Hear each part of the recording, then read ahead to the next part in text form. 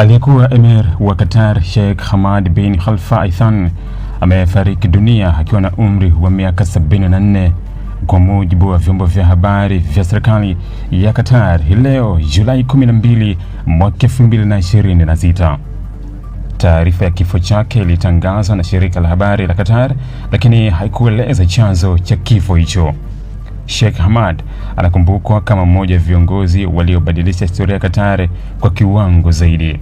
Aliongoza taifa hilo kuanzia mwaka 1995 hadi mwaka 2013, kipindi ambacho Qatar ilitoka kuwa nchi ndogo yenye ushawishi mdogo katika eneo la Ghuba ya Uajemi na kuwa moja ya mataifa yenye nguvu zaidi duniani katika diplomasia, uchumi, uwekezaji na vyombo vya habari. Alichukua madaraka mwaka 1995 baada ya kumwondoa madarakani baba yake Sheikh Khalifa bin Hamad Al Thani katika mapinduzi yasiyokuwa na umwagaji damu. Tangu alipoingia madarakani, alianzisha mageuzi makubwa yaliyolenga kutumia utajiri mkubwa wa gesi asilia kuijenga Qatar kiuchumi na kuiweka katika nafasi muhimu kwenye siasa za kimataifa. Chini ya uongozi wake, Qatar iliwekeza mabilioni ya dola katika sekta mbalimbali duniani. Kupitia mfuko wa uwekezaji wa Qatar, taifa hilo lilinunua hisa katika kampuni ya majengo makubwa duniani, likiwemo duka maarufu la Rhodes jijini London, maeneo ya majengo ya kifahari katika miji mikubwa ya Ulaya, pamoja na uwekezaji katika benki, viwanja vya ndege, hoteli na kampuni za teknolojia. Moja ya mafanikio makubwa yaliyohusishwa na Sheikh Hamad ni kuanzishwa kwa mtandao wa television ya Al Jazeera mwaka 1996. Kituo hicho kilibadilisha kabisa taswira ya vyombo vya habari katika Mashariki ya Kati kwa kutoa taarifa na mijadala iliyokuwa tofauti na ilivyozoeleka katika eneo hilo. Al Jazeera baadaye ilipanuka duniani kote na kwa moja vituo vya habari vinavyotazamwa zaidi katika masuala ya kimataifa. Katika sera za mambo ya nje, Sheikh Hamad alifanya Qatar kuwa mpatanishi muhimu katika migogoro mbalimbali duniani. Serikali yake ilihusika katika juhudi za upatanishi nchini Lebanon, Sudan, Yemen, Afghanistan na maeneo mengine yaliyokuwa kikumbwa na migogoro. Qatar ilijijengea sifa kuwa mahali pa mazungumzo kati ya pande zinazopigana, jambo ambalo lilifanya iheshimiwe na mataifa mengi licha ya ukubwa wake mdogo. Hata hivyo, sera zake pia zilizua mabishano makubwa. Qatar iliendeleza uhusiano wa karibu na Iran, jambo ambalo halikuwafurahisha baadhi ya majirani wake wa Kiarabu waliokuwa na mvutano na Iran. Aidha, nchi hiyo ilituhumiwa na baadhi ya mataifa kuunga mkono makundi kama Hamas na pia kwa karibu na kundi la Muslim Brotherhood nchini Misri. Qatar ilikanusha mara kadhaa madai ya kuunga mkono ugaidi, ikisisitiza kwa sera zake zililenga kuendeleza mazungumzo na kutafuta suluhisho la mgogoro.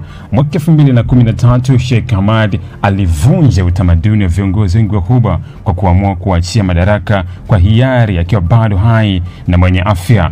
Alimkabidhi uongozi mwanae Sheikh Tamim bin Hamad Al Thani, hatua iliyopokelewa kama mfano wa mpito wa amani wa uongozi wake katika eneo ambalo viongozi wengi hubaki madarakani hadi vifo vyao. Baada ya kung'atuka, aliendelea kuonekana mara chache katika shughuli muhimu za kitaifa. Mwaka 2022, wakati Qatar ilipoandaa kombe la dunia la FIFA, alihudhuria mechi ya ufunguzi na kupokelewa kwa shangwe kubwa na maelfu ya wananchi waliomtambua kama kiongozi aliyefanikisha safari ya nchi hiyo kupata haki ya kuandaa mashindano hayo makubwa zaidi ya soka duniani.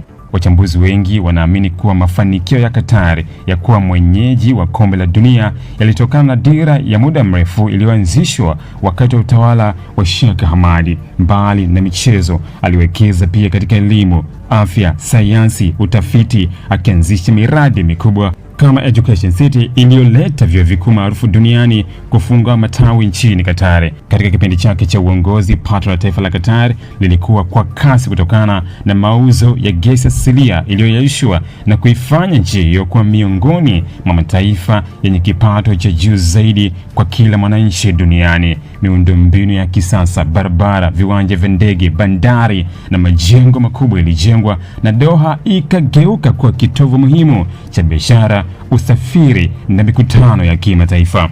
Kifo chake kinahitimisha enzi ya mmoja wa viongozi walikuwa na ushawishi mkubwa zaidi katika historia ya kisiasa ya Mashariki ya Kati. Ingawa sera zake ziliibua mijadala na ukosoaji katika baadhi ya nchi, mchango wake katika kubadilisha Qatar kutoka taifa dogo lisilojulikana sana hadi kuwa nguvu ya kimataifa katika diplomasia, uwekezaji, vyombo vya habari na michezo unabaki kwa sehemu muhimu ya historia ya nchi hiyo. Wengi wanamtazama Sheikh Hamad bin Khalifa Al Thani kama kiongozi aliyebadilisha kabisa nafasi ya Qatar kwenye ramani ya dunia na kuacha urithi mkubwa ambao unaendelea kuonekana hadi hivi leo.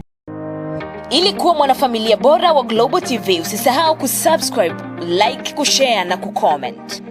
Baada ya kusubscribe, bonyeza alama ya kengele ili kupata taarifa kwa kila video inayopanda Global TV Online.